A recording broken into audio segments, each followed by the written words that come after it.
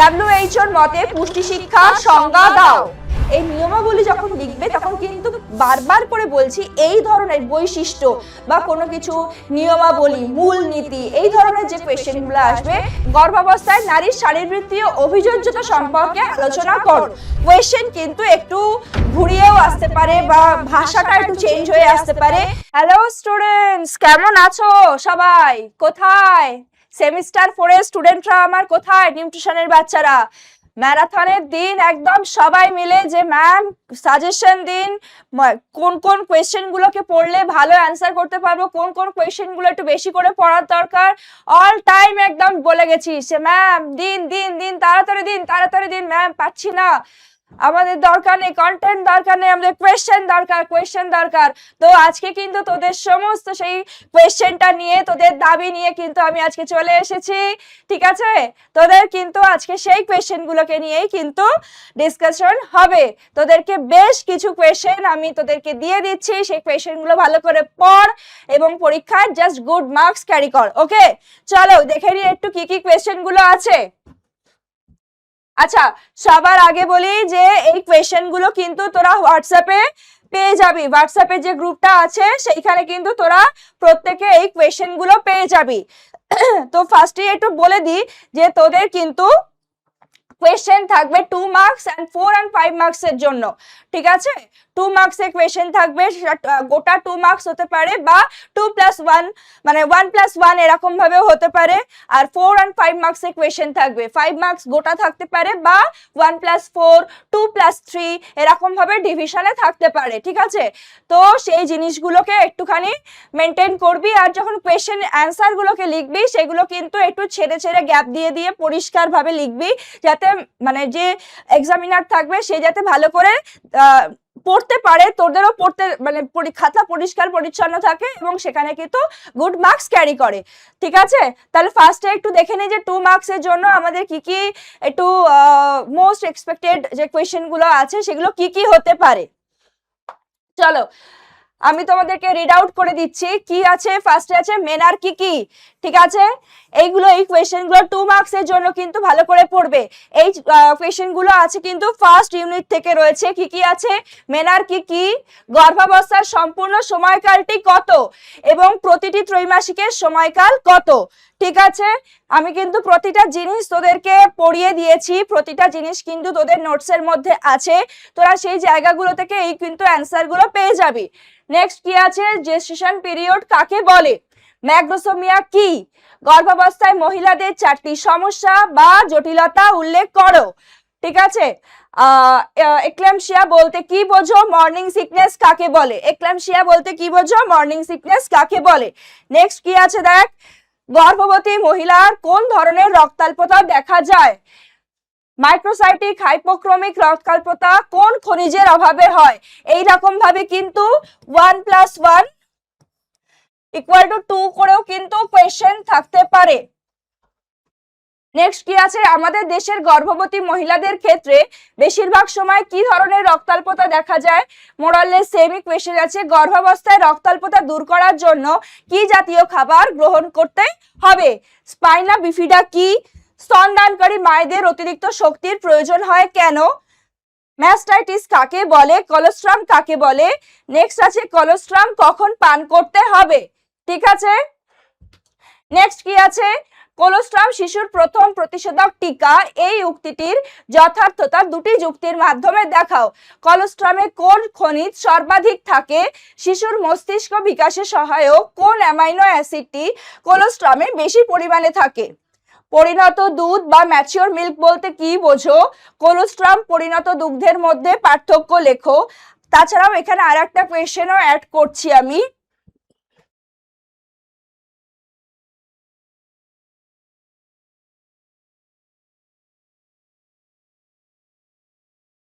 Mature milk versus cow milk.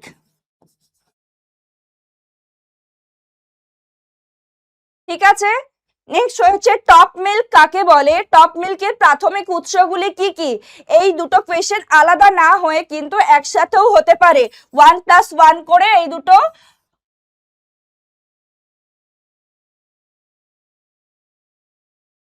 হতে পারে। Next কি আছে, উইনিং বা বদলি বা তোলা খাদ্যাভ্যাস বলতে কি বোঝো? তারপর কি আছে, মল্টিং কি? মল্টেড ফুডের উদাহরণ দাও। ডায়েট থেরাপি কাকে বলে? পলিউরিয়া কি? পলিডিপসিয়া কি? বা এই জায়গাটায় এইরকম ভাবে কোয়েশ্চেন আসতে পারে, ডায়াবেটিস মেলাইটাসের লক্ষণগুলো লেখো। পলিউরিয়া, পলিডিপসিয়া, পলিফেজিয়া, ঠিক আছে। তারপর কি আছে, ডায়াবেটিস রোগীর দেহে কিটোন বডি উৎপাদনের কারণ কি? অ্যানজাইনা পেক্টোরিস কি? মায়োকার্ডিয়াল ইনফ্রাকশন বলতে কি বোঝো? নেক্সট আছে ইস্কেমিয়া কি? মায়োকার্ডিয়াল ইস্কেমিয়া কাকে বলে? কোন রোগে পিউরিন বিপাক পরিবর্তিত হয়? অধিক পিউরিন যুক্ত দুটি খাদ্যের নাম লেখো। নেক্সট আছে কি, পেপটিক আলসার কি? কোন জীবাণু পেপটিক আলসার ঘটায়? তারপরে আছে থাইরয়েড হরমোন গঠনে আয়োডিনের ভূমিকা কি তা লেখো। তারপর ক্রেটিনিজমের লক্ষণগুলি কি কি? ডাব্লিউএইচওর মতে পুষ্টি শিক্ষার সংজ্ঞা দাও। তাছাড়া কি আছে, পুষ্টি শিক্ষা প্রধান দুটি উৎস লেখো। জনগণের মধ্যে পুষ্টি শিক্ষা বিস্তার ঘটানোর জন্য কয়েকটি মূল নীতি উল্লেখ করো। ঠিক আছে, এই যখন এইরকম টাইপের কোয়েশ্চেন গুলো দেবে না, তখন 2 মার্কসের জন্য 4টে থেকে 5টা, এই বেশি পয়েন্ট লিখতে যাবি না। ঠিক আছে, 4টে থেকে 5টা।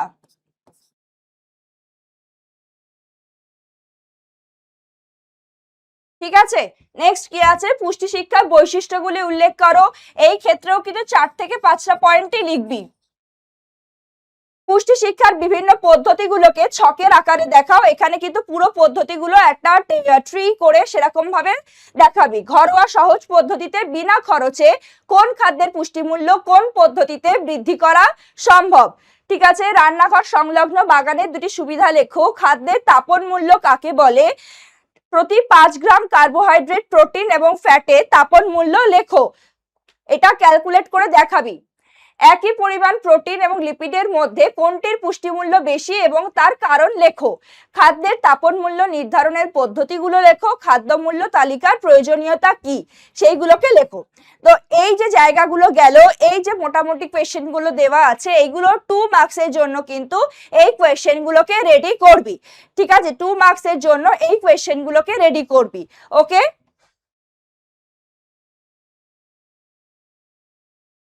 তো তো চলো এবার হচ্ছে কি 4 and 5 মার্কসের কোয়েশ্চেন গুলোকে আমরা একটুখানি দেখে নিই, যে মোস্ট এক্সপেক্টেড এর কি কি কোয়েশ্চেন আমরা এখানে একটু দেখে যাব বেশি ভালো করে। ঠিক আছে, কি কি রয়েছে? ফার্স্ট দেখ, গর্ভাবস্থায় মায়ের দেহে সংঘটিত শারীরবৃত্তীয় পরিবর্তনগুলি উল্লেখ করো। বা গর্ভাবস্থায় নারীর শারীরবৃত্তীয় অভিযোজ্যতা সম্পর্কে আলোচনা করো। কোয়েশ্চেন কিন্তু একটু ঘুরিয়েও আসতে পারে বা ভাষাটা একটু চেঞ্জ হয়ে আসতে পারে, কিন্তু অ্যান্সার গুলো কিন্তু চেঞ্জ হবে না, অ্যান্সার গুলো কিন্তু সেমই থাকবে। ঠিক আছে, সুতরাং কোয়েশ্চেন দেখে ঘাবড়ে যাবি না। কোয়েশ্চেনটা পড়ার মানে পাওয়ার পরে একটু দুবার জায়গায় যদি বুঝতে না পারিস কি অ্যান্সার হবে, 3বার 4বার পড়বি, তোদের পড়ার মধ্যে থেকেই কোয়েশ্চেন আসবে। এমন নয় যে এমন একটা হিজিবিজি কোয়েশ্চেন চলে আসলো তোরা কিছুই লিখতে পারবি না, এরকম টাইপের কিন্তু কোয়েশ্চেন আসার চান্স খুব কম থাকে। ঠিক আছে, বা অরে যে কোয়েশ্চেনটা থাকবে সেই কোয়েশ্চেনটা ভালো করে পড়লি, যে প্রথম কোয়েশ্চেনটা বুঝতেই পারছিস না, তো অরের কোয়েশ্চেনটা একটু ভালো করে পড়বি। ঠিক আছে, কোয়েশ্চেন পড়ার ওপরে কিন্তু অ্যান্সারটা ডিপেন্ড করছে। নেক্সট কি আছে, গর্ভাবস্থায় মায়ের মৌল বিপাকীয় হার বা বিএমআর কিরূপ পরিবর্তন ঘটে? বিএমআর বৃদ্ধির কারণগুলি উল্লেখ করো। গর্ভাবস্থায় মায়ের ওজন কতটা বৃদ্ধি পাওয়া উচিত? এইরকম 2+2+1 কিন্তু কোয়েশ্চেন আসতে পারে। মানে মোট কথা টোটাল 5 মার্কসের মধ্যে কিন্তু নানা রকম ভাবে ডিভাইড করে কোয়েশ্চেন আসতে পারে। নেক্সট কি আছে, গর্ভাবস্থায় মহিলাদের সাধারণত কি ধরনের জটিলতা দেখা যায়? গর্ভকালীন মধুমেহর ক্ষেত্রে মা এবং সন্তানের কিরূপ ঝুঁকি পরিলক্ষিত হয়? নেক্সট কি আছে, গর্ভকালীন মধুমেহ প্রতিরোধে কি কি সাবধানতা অবলম্বন করতে হবে? গর্ভাবস্থায় প্রোটিন, ক্যালোরি, ক্যালসিয়ামের বর্ধিত চাহিদার কারণগুলি উল্লেখ করো। অথবা একজন গর্ভবতী নারীর যে কোনো 3টি প্রয়োজনীয় পুষ্টি উপাদানের চাহিদা বৃদ্ধির কারণ আলোচনা করো। এইটা কিন্তু গর্ভাবস্থায় লোহার চাহিদা বাড়ার 3টি কারণ লেখো। এইটা কিন্তু ভিভিআই। ঠিক আছে, এটা কিন্তু খুব ইম্পর্টেন্ট একটা কোয়েশ্চেন। তো মায়ের দেহে লোহার চাহিদা পূরণ করতে কি কি খাবারের দৈনিক খাদ্য তালিকার অন্তর্ভুক্ত করতে হবে, এই জায়গাগুলো কিন্তু একটু ভালো করে দেখে যাবে। এই জায়গাগুলো থেকে কিন্তু কোয়েশ্চেন আসার সম্ভাবনা অনেক বেশি। গর্ভবতী মায়ের সুষম খাদ্য তালিকা তৈরির নীতিগুলো লেখো, অথবা একজন গর্ভবতী নারীর খাদ্য তালিকা প্রস্তুত করার সময় কোন কোন বিষয়ে নজর রাখতে হবে। নেক্সট কি আছে দেখ, গর্ভাবস্থায় লোহা, ফলিক অ্যাসিড এবং আয়োডিনের অভাব গর্ভবতী মা ও শিশুর ওপর কি কি ক্ষতিকারক প্রভাব বিস্তার করতে পারে। ঠিক আছে, এটা এরকম ভাবে ধরে নে টোটাল 3টে জন্য 5 মার্কস দেওয়া আছে, সেরকম ভাবে কিন্তু ডিভিশন হবে। তারপরে কি আছে, অথবা এটারই অথবাতে রয়েছে যে গর্ভবতী মায়ের ক্যালোরি এবং প্রোটিনের অভাব গর্ভস্থ ভ্রূণকে কিভাবে প্রভাবিত করছে। ঠিক আছে, এই জায়গাগুলো কিন্তু একটু ভালো করে পড়বি, কারণ এই জায়গাটাই কিন্তু তোদের মেন, যে ফার্স্ট ইউনিটটা কিন্তু অনেকটা বড়, এটাই কিন্তু মেন ইউনিট। তো এই জায়গাগুলো থেকে কিন্তু কোয়েশ্চেন বেশি পরিমাণে আসবে। ঠিক আছে, তারপর কি আছে, স্তনদানকারী মায়ের অতিরিক্ত ক্যালোরির চাহিদা কিরূপ। কোলোস্ট্রামের পুষ্টিগত গুরুত্ব সম্পর্কে লেখো। সদ্যজাত শিশুর পক্ষে মাতৃদুগ্ধকে কেন আদর্শ বিবেচনা করা হয়, অথবা শিশুর পুষ্টিতে মাতৃদুগ্ধের ভূমিকা আলোচনা করো। এই কোয়েশ্চেন গুলো কিন্তু 5 মার্কসের, যেগুলো গোটা 5 মার্কসের কোয়েশ্চেন আসবে, সেই জায়গাগুলো কিন্তু যতটা পারবি black and blue Kali use করার চেষ্টা করবি, পয়েন্ট করবি ব্ল্যাক কালি দিয়ে, লিখবি ব্লু কালি দিয়ে, বা ভাইস ভার্সা, যেটাতে তোদের সুবিধা হয়। বাট আমি প্রেফার করব যে ব্ল্যাকে তোরা পয়েন্টগুলো লিখবি, আর ব্লুতে তোরা যে এক্সপ্লেনেশনটা সেটা লিখবি, আদার কোনো কালি ইউজ করবি না, তাহলে কিন্তু সেগুলো এক একটা কালি এক একটা পারপাসে ইউজ হয়, সেগুলো কিন্তু স্টুডেন্টদের জন্য নয়। ঠিক আছে, নেক্সট কি আছে দেখ, নেক্সট আছে মাতৃদুগ্ধ ও কৃত্রিম দুগ্ধের মধ্যে পার্থক্য উল্লেখ করো। মাতৃদুগ্ধ ও গোদুগ্ধের মধ্যে পার্থক্য উল্লেখ করো। এআরএফ এর পুরো কথাটি কি, একটি 1 বছরের শিশুর উপযুক্ত যে কোনো 2টি তোলা খাবারের নাম লেখো। জিওআর সম্পর্কে সংক্ষেপে আলোচনা করো। সংক্ষেপে আলোচনা মানে কিন্তু সংক্ষেপেই আলোচনা, তার মানে আবার এটা নয় যে 2 লাইনে লিখে ছেড়ে দিলাম, 2 মার্কসের যে 2 লাইনে লিখে ছেড়ে দিলাম। এটা এই জায়গাগুলোতে আমাদের মাথায় রাখতে হবে যে এই কোয়েশ্চেন গুলো কিন্তু আমাদের টোটাল 5 মার্কসের কোয়েশ্চেন, তাহলে সেই জায়গাগুলোতে একটু বেশি করে লিখতে হবে। ঠিক আছে, অন্তত 7-8টা লাইন করে কিন্তু সেখানে লিখতেই হবে। আচ্ছা, নেক্সট কি আছে, এআরএফ কিভাবে প্রস্তুত করা হয়, মাল্টিপারপাস ফুড এবং বাল আহারের উপযোগিতা উল্লেখ করো। ঠিক আছে, এই বাল আহারের কম্পোনেন্ট গুলোও কিন্তু পড়বি।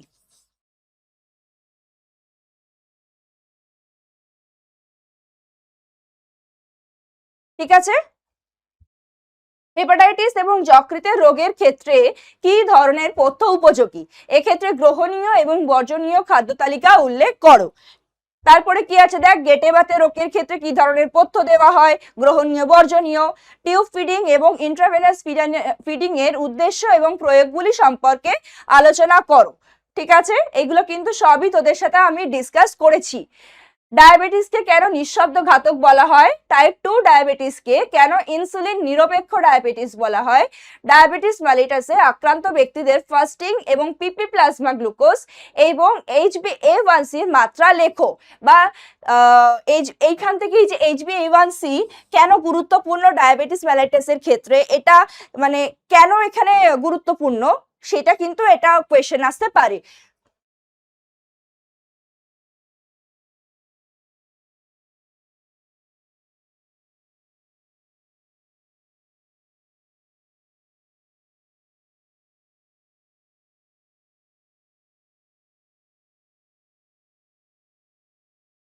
ঠিক আছে, নেক্সট কি আছে, ডায়াবেটিস মেলাইটাস রোগের কারণ আলোচনা করো।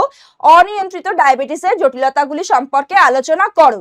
ঠিক আছে, আচ্ছা তোদের এই জায়গাগুলো প্রচুর পরিমাণে ডিজিজ যেগুলো রয়েছে, ডিজিজ কন্ডিশন গুলো, কারণ তোদের মনে রাখতে হবে একটা জিনিস, যে নিউট্রিশনের সাথে কিন্তু ডিজিজ গুলো কিন্তু ভীষণভাবে ইম্পর্টেন্ট। কেন জড়িত, যে থেরাপিউটিক ডায়েট, যে আমার কোনো একটা ডিজিজ হচ্ছে, সো সেই ডিজিজটার জন্য কি ধরনের নিউট্রিশন আমাদের নেক্সট প্রপারলি নিতে হবে সেটাও কিন্তু এই নিউট্রিশনের মধ্যেই ইনক্লুডেড। দ্যাটস ওয়াই এখানে কিন্তু ডিজিজগুলো কিন্তু খুব পরিমাণে ইম্পর্টেন্ট, ঠিক আছে। তো এই জায়গাগুলো একটু ট্রিকি আছে। তো এই মানে এমন কিছু নয় যে রকেট সায়েন্স পড়লে না মানে পড়লে তোরা পারবি না, না পড়লে পারবি না এটা ঠিক, কিন্তু পড়লে পারবি না এরকম কোনো ব্যাপার নেই, তোরা ভালো করে পড়, কোনো অসুবিধা নেই, ঠিক আছে।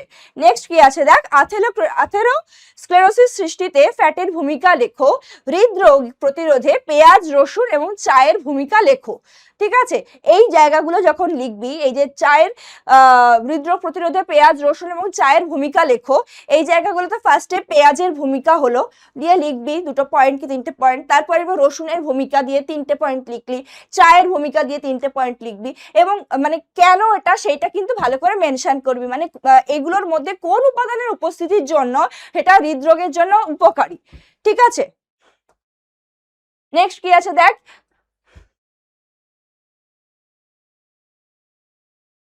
যক্ষা রোগের জন্য দায়ী জীবাণুটির নাম লেখো, এই রোগের দুটি প্রধান লক্ষণ উল্লেখ করো, পথ্যের মাধ্যমে কিভাবে যক্ষা রোগের চিকিৎসা করা হয়, ঠিক আছে। এই যে পথ্যের মাধ্যমে কিভাবে যক্ষা রোগের চিকিৎসা করা হয়, মানে থেরাপিউটিক ডায়েটটা কি কি ধরনের খাবার এখানে যক্ষা রোগের ক্ষেত্রে দেওয়া হয়।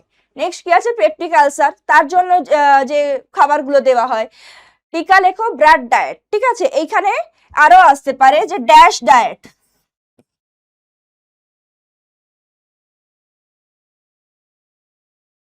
বা আসতে পারে ব্লান্ট ডায়েট,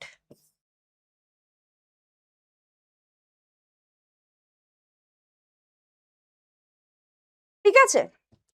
আচ্ছা, পিইএম কি, পিইএম এর মাত্রাগুলি উল্লেখ করো, পিইএম ঘটিত রোগের ব্যাপ্তি লেখো, এই কোয়েশ্চেনটা কিন্তু খুব ইম্পর্টেন্ট, ঠিক আছে। নেক্সট কি আছে দেখ, প্রোটিন শক্তি অপুষ্টি বা পিইএম এর কারণগুলি লেখো, কোয়াশিয়রকর রোগের ক্ষেত্রে শোথ বা ইডিমা কেন সৃষ্টি হয়, ক্রেজি পেভমেন্ট ডার্মাটোসিস কি, কোয়াশিয়রকরের জৈব রাসায়নিক পরিবর্তনগুলি উল্লেখ করো, ঠিক আছে। ম্যারাসমাস রোগের লক্ষণগুলিকে লেখো। নেক্সট কি আছে, ভিটামিন এর অভাবজনিত রোগগুলি কি, ভিটামিন এর অভাবজনিত অন্ধত্ব প্রতিরোধের যে কর্মসূচি গ্রহণ করা হয়েছে তা আলোচনা করো। এখানে কিন্তু যে কি কি কর্মসূচি, কোন সালে, ঠিক আছে, কোথা থেকে কারা এটাকে নিয়েছে কর্মসূচিটা, সেগুলো কিন্তু সবকটা এখানে মেনশন করতে হবে। কেরাটোম্যালেশিয়া এবং জেরপ্থ্যালমিয়ার পার্থক্যগুলি লেখো, রক্তাল্পতা দুটি কারণ এবং রক্তাল্পতা প্রতিরোধে কোন ট্যাবলেট প্রদান করা হয় এবং কেন প্রদান করা হয়, কখন প্রদান করা হয়, সেই জিনিসগুলো কিন্তু পড়বি। নিকট্যালোপিয়া কি, অ্যানিমিয়া প্রতিরোধ প্রকল্পের দ্বারা কি কি ব্যবস্থা নেওয়া হয়েছে, ঠিক আছে। নেক্সট কি আছে দেখ, স্কারভি কি, বয়স্কদের স্কারভির লক্ষণ কি কি এবং এর প্রতিকার কি, ওআরটি কি, ওআরটির সুবিধা এবং অসুবিধা সম্পর্কে লেখো, ওরাল রিহাইড্রেশন থেরাপি, ঠিক আছে, ওআরটি। আরডিএল এবং অনুপূরক খাদ্য সরবরাহের মধ্যে সম্পর্ক কি, ইএআর কি, আরডি এর প্রয়োগগুলি লেখো, ঠিক আছে। নেক্সট কি, পিএম পোষণ স্কিম বলতে কোন প্রকল্পের কথা বলা হয়েছে, এই প্রকল্পটির নিম্নে দেওয়া বিষয়গুলি উল্লেখ করো, যেটা হচ্ছে প্রকল্পটা কি আর উদ্দেশ্য। এর মধ্যে আরো যেগুলো পড়বি যে কাদের দেওয়া হয়,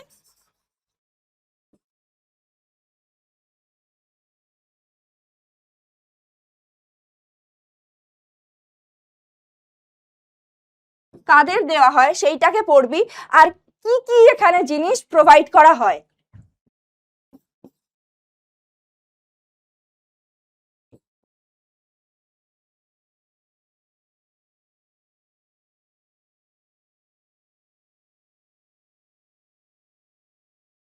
ঠিক আছে।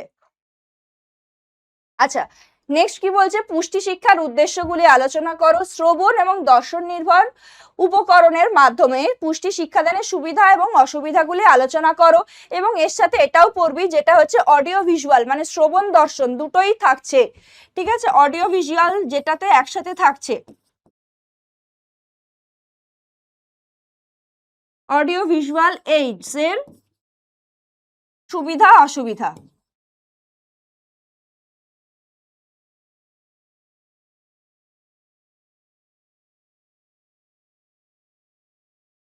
ঠিক আছে।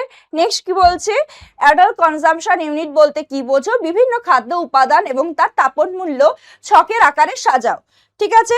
নেক্সট হচ্ছে 1.5 থেকে 3.5 গ্রাম প্রোটিন পাওয়ার জন্য দানা শস্যের একটি বিনিময় তালিকা প্রকাশ করো। দানা শস্যের যে বিনিময় তালিকাটা, মানে একটা দানা শস্যের বদলে আর কি কি দেওয়া যায়। নেক্সট কি আছে, 4.5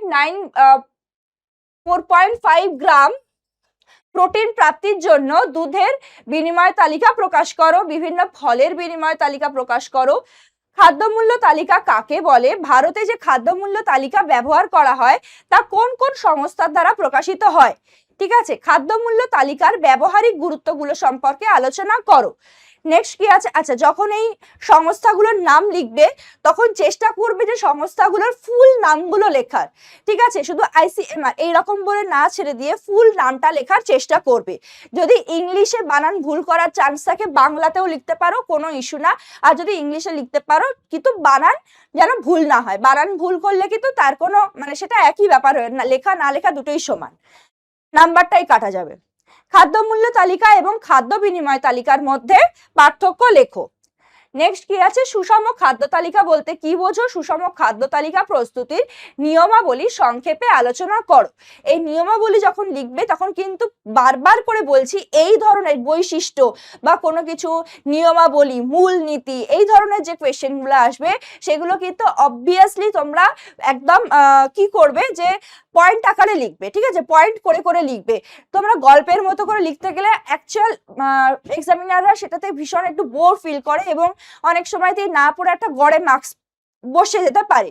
যার জন্য এটা একটা খুব স্বাভাবিক ব্যাপার যে আমাদের ক্ষেত্রেও হয়, জিনিসটা যতটা পয়েন্ট করে লেখা থাকলে যতটা ভালো বোঝা যায় না, যতটা ভালো সেটা অ্যাট্রাক্ট করে সবকিছুতেই, কিন্তু একটা গল্পের মতো করে যদি একটা প্যারাগ্রাফ লেখা হয় সেই জায়গাটা কিন্তু আমাদের পড়তে এমনি আমরা অমিট করে চলে যাই। ঠিক আছে, এটা ঠিক আছে, বুঝে গেছি, এরকম একটা ব্যাপার করে চলে যায়। তো চেষ্টা করবে যে অ্যান্সারগুলোকে পয়েন্ট করে করে লেখবার জন্য যতটা সম্ভব, যেখানে যেখানে পসিবল সেখানে সেখানে পয়েন্ট করে লেখার চেষ্টা করবে। আর যেখানে যেখানে ধরো যদি কোনো ক্লাসিফিকেশন থাকে সেই ক্লাসিফিকেশনগুলোকে কিন্তু একদম ছকের মতো করেই লিখবে, তাতে করে বুঝতে সুবিধা হয়।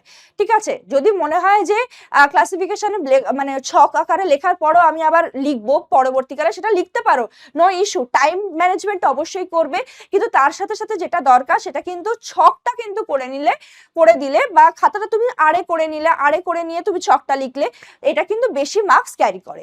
ঠিক আছে, তো আজকে তোমাদের এই পর্যন্তই। এই কোয়েশ্চেন গুলো ভালো করে পড়ো, আশা করি তোমরা এই কোয়েশ্চেন গুলো থেকে অনেক কোয়েশ্চেন তোমরা কমন পাবে এবং আশা করছি তোমরা খুব ভালো করে তোমরা পরীক্ষাটা দিতে পারবে। All the best for all and class 12 semester 4 নিউট্রিশনের বাচ্চাদের জন্য আমার অসংখ্য অভিনন্দন। তোমরা খুব ভালো করে পরীক্ষা দেবে, সব থেকে মাথা ঠান্ডা রেখে পরীক্ষার হলে যাবে, যেটুকু পড়েছো যেটা পড়েছো আর সামনে যে কটা দিন আছে একটু ভালো করে পড়ো, পড়াশোনাটা করো।